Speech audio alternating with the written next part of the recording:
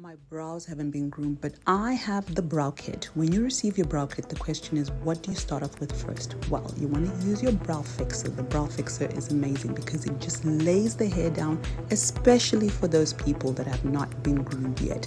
This is a great product to have. Now, you want to go ahead and use your brow gel.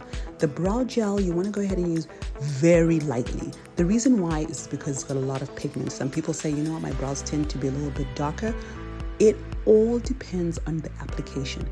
Go ahead and apply in areas needed. This is super important. This is a lighter application. You want to contour with either a concealer or foundation. I love the foundation. Why? Because it blends into my skin a little bit better, and you can go back in there with a lighter concealer just to pop that eyebrow and give yourself that beautiful highlight.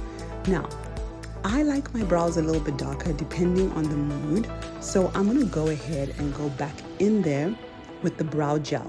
I'm going to take the tip off my brush, and that is what I'm going to use to go back in there and darken the ends, because that is what people really see. And when I come in very lightly towards the front, that is super important.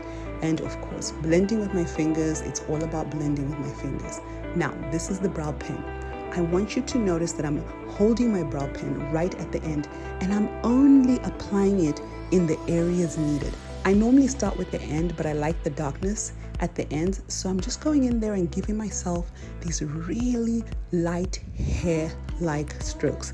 Now, you don't have to do this if you have hair in the front. In fact, don't bother doing it. Just do it at the end. Make sure you tightly close the pen. This is super important because it quickly dries. Here's your brow. Hope you like it.